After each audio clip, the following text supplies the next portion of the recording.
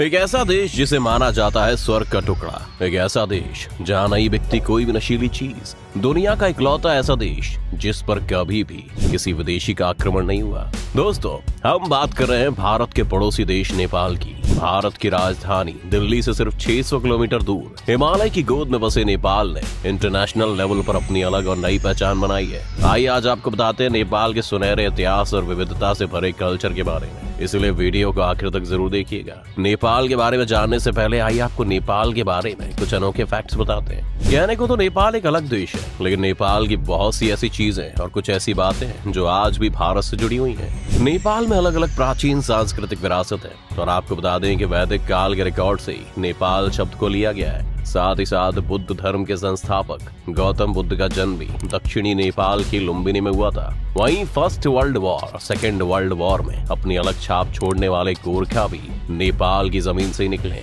और आज भी ब्रिटिश आर्मी में गोरखाओं की भर्ती की जाती है। आपको बता दें कि नेपाल दुनिया में सबसे बड़ा देश है जहां की ज्यादातर जनसंख्या हिंदू है। इतना ही नहीं, नेपाल के 81% हिंदू धर्म को मानने वाले लोग हैं। इसलिए नेपाल को दुनिया का सबसे बड़ा हिंदू धर्मावलंबी राष्ट्र भी कहा जाता है, जबकि देश की मेन माइनॉरिटीज में तिब्बतन बुद्धिस्ट, मुस्लिम, किरांतस और क्रिश्चियन लोग हैं। आपको बता दें कि अपनी खूबसूरती के लिए फेमस ये देश पूरी दुनिया में मशहूर है। नेपाल अपने यहाँ के पक्षियों के लिए भी फेमस है। पूरी दुनिया के पक्षियों के लगभग 8% पक्षी इस देश में। जिन लोगों को बर्ड्स पसंद हैं, वो इसको देखने के लिए दूर दूर से आते हैं। वहीं अगर हम नेपाल की ज्योग्राफी की बात करें तो इसकी कुल लंबाई करीब 800 किलोमीटर और चौड़ाई 200 किलोमीटर है और ये भौगोलिक रूप से यानी कि ज्योग्राफिकल फॉर्म से 3 भागों में बटा हुआ है, जो है पर्वतीय क्षेत्र, शिवालिक क्षेत्र और तराई क्षेत्र। नेपाल का क्षेत्रफल 1,47,181 वर्ग किलोमीटर है। आपको बता दें कि देश क्षेत्रफल के हिसाब से दुनिया का 93वां सबसे बड़ा देश है और वहीं जनसंख्या के हिसाब से दुनिया का 41वां सबसे बड़ा देश है। नेपाल की वर्तमान जनसंख्या लगभग 3 करोड़ 30 लाख है। नेपाल की राज्य भाषा नेपाली है और यहाँ के लोगों को भी नेपाली कहा जाता है। नेपाल की राजधानी काठमांडू है। नेपाल के नए संविधान के मुताबिक नेपाल को 7 राज्यों में बांटा गया है। इन सभी राज्यों को मिलाकर पूरे देश में कुल 77 जिले हैं। नेपाल देश की संस्कृति तिब्बत एवं भारत से काफी मिलती जुलती है। नेपाल में नेपाली भाषा को छोड़कर मुख्य रूप से 6 भाषाएं और बोली जाती हैं, जो कि गुरुंग, तामंग, नेपा भाषा नेवा, गोरखाली, किराती और मगर है। तो ये तो थे नेपाल से जुड़े कुछ फैक्ट्स। आइए बात करते हैं नेपाल के इतिहास के बारे में। आपको बता दें कि नेपाल बहुत पहले अशोक साम्राज्य का एक हिस्सा हुआ करता था। 3री शताब्दी में ही अशोक साम्राज्य ने नेपाल को अपने अधिकार में ले लिया था। इसके बाद 4वीं शताब्दी में नेपाल राज्य ने समुद्रगुप्त की सत्ता को स्वीकार कर लिया और फिर 7वीं शताब्दी में नेपाल पर अपना अधिकार जमाने के लिए तिब्बत ने हमला कर दिया और नेपाल पर अपना अधिकार जमा लिया। इन सभी हमलों के बाद नेपाल के आंतरिक संघर्ष यानी कि बहुत से इंटरनल कॉन्फ्लिक्ट्स हुए, जिसके कारण नेपाल में स्थितियां बहुत ज्यादा खराब होने लगी और 11वीं शताब्दी आते आते नेपाल में ठाकुरी वंश के राजाओं ने अपना अधिकार जमा लिया। इन सभी के बाद नेपाल में मल्ल वंश का उदय हुआ। नेपाल में मल्ल वंश के सबसे प्रसिद्ध शासक यक्षमल्ल ने लगभग 1428 ईस्वी से लेकर 1475 ईस्वी तक राज किया। इसके बाद आपको बता दें कि प्रसिद्ध शासक यक्षमल्ल ने मरने से पहले ही राज्य का बंटवारा अपने बेटे और बेटियों में कर दिया था। इस बंटवारे की वजह से नेपाल काठमांडू और भात गांव के 2 राइवल स्टेट्स में बंट गया और आपस में ही झगड़े होने लगे। इन झगड़ों का फायदा उठाकर पश्चिमी हिमालय के क्षेत्रों में बसने वाली गोरखा जाति ने 1768 ईस्वी में नेपाल पर अधिकार कर लिया। पश्चिमी हिमालय के गोरखाओं ने अपनी मिलिट्री पावर को डेवलप किया और नेपाल को एक पावरफुल किंगडम के रूप में बदल दिया। 19वीं शताब्दी आते आते गोरखाओं ने अपने राज्य की दक्षिणी सीमा को बढ़ाकर ब्रिटिश भारत की उत्तरीय सीमा से मिला दिया। अपनी सीमा को बढ़ाने के कारण 1814 से 1815 ईस्वी में नेपाल और अंग्रेजों में युद्ध हुआ। इस गोरखा युद्ध के बाद दोनों देशों में सुगौली की संधि हुई, जिसके मुताबिक नेपाल ने अपने राज्य के कुछ भूभाग ब्रिटिश सरकार को दे दिए। इसके साथ ही इस दौरान नेपाल में एक ध्वज संधि यानी कि फ्लैग ट्रीटी भी हुई, जिसके मुताबिक नेपाल की फॉरेन पॉलिसी उस समय की भारत की ब्रिटिश सरकार के द्वारा कंट्रोल की जाती थी।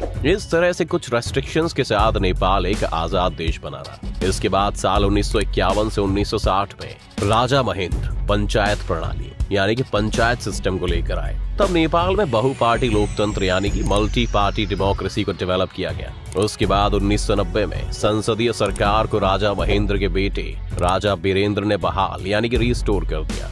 इसके बाद तकरीबन 10 सालों तक नेपाल को कम्युनिटी माओवादी उग्रवाद, जिसे कम्युनिस्ट माओइस्ट इंसर्जेंसी के नाम से भी जाना जाता है, का सामना करना पड़ा था, जिसके चलते 2000 में राजशाही की भी समाप्ति कर दी गई। अब तक नेपाल बहुत से राजनीतिक उथल पुथल का सामना कर चुका था, इसलिए वहां की राजशाही खत्म होने के बाद वहां के शासकों ने नेपाल को एक संवैधानिक कंट्री बनाने का सोचा। इस दौरान नेपाल की दूसरी वैधानिक असेंबली कॉन्स्टिट्यूएंट असेंबली ने 2015 में नए संविधान को प्रमोट किया था। वहीं सालों के राजनीतिक उथल पुथल और संघर्षों के बाद 20 सितंबर 2015 को नया संविधान लागू किया गया। आपको बता दें कि नेपाल इससे पहले दुनिया का एकमात्र हिंदू राष्ट्र था, लेकिन वर्तमान संविधान ने नेपाल को धर्मनिरपेक्ष राज्य यानी कि सेक्युलर स्टेट घोषित किया है। नेपाल के संविधान में सभी नागरिकों को अपनी इच्छानुसार धर्म का पालन करने की आजादी दी गई है। आज भी नेपाल के ज्यादातर लोग हिंदू धर्म को मानते हैं, वहीं माइनॉरिटी बौद्ध धर्म को फॉलो करती है। दोस्तों, आपको बता दें कि नेपाल में संस्कृत के बहुत से हाथ से लिखे हुए ग्रंथ मिलते हैं, जिससे पता चलता है कि पुराने समय में नेपाल में संस्कृत को बहुत माना जाता था। वहीं दोस्तों, आपको बता दें कि महाभारत में भी नेपाल का जिक्र मिलता है, जिसमें कर्ण की जीत का उल्लेख मिला है। ऐसा कहा जाता है कि नेपाल देश में जो राजा थे कर्ण, उन्हें जीतकर हिमालय पर्वत से नीचे उतर आया और फिर पूर्व की ओर आगे बढ़ा। इससे पता चलता है कि पुराने समय में भौगोलिक एवं सांस्कृतिक व्यू से नेपाल को भारत का एक हिस्सा समझा जाता था। नेपाल में बहुत समय तक नॉन आर्यन जातियों का राज्य रहा। मध्ययुग मिडिएवल पीरियड में राजनीतिक सत्ता मेवाड़ राजस्थान के राज्य वंश की एक शाखा के हाथ में आ गई। राजपूतों की यह शाखा मेवाड़ से मुसलमानों के आक्रमण से बचने के लिए नेपाल में आकर बस गई थी। इसी क्षत्रिय वंश का राज्य आज तक नेपाल में चला रहा है। वहीं आपको बता दें कि नेपाल से बहुत से स्थानीय प्राचीन काल से अब तक हिंदू तथा बौद्धों के पुण्य तीर्थ रहे हैं। लुम्बिनी पशुपतिनाथ जैसी जगह भारतवासियों के लिए भी उतनी ही पवित्र है जितनी कि नेपालियों के लिए। ऐसा महाभारत काल में जब कुंती के पुत्र पांचों पांडव स्वर्गलोक की ओर प्रस्थान कर रहे थे, तभी पांडु पुत्र भीम ने भगवान महादेव को दर्शन देने हेतु विनती की। तभी भगवान शिवजी ने उन्हें दर्शन एक लिंग के रूप में दिए, जो आज पशुपतिनाथ ज्योतिर्लिंग के नाम से जाना जाता है। वैसे तो कभी भी किसी ने नेपाल की तरफ आंख उठाकर नहीं देखा, लेकिन यह हिमाकत अंग्रेजों ने जरूर की थी और उन्हें हर बार मुंह की खानी पड़ी थी। नेपाल पर किसी भी बाहरी शक्ति का कब्जा ना कर पाने के पीछे कई वजह हैं, जैसे कि नेपाल एक विस्तारवादी साम्राज्य यानी कि एक्सपेंशनिस्ट एम्पायर था और गोरखा लड़ाकों ने अंग्रेजों को भी प्रभावित किया, जिसके नतीजन भारतीय सेना में आज तक गोरखा रेजिमेंट है, जो कि ब्रिटिश सेना में भी लड़े थे।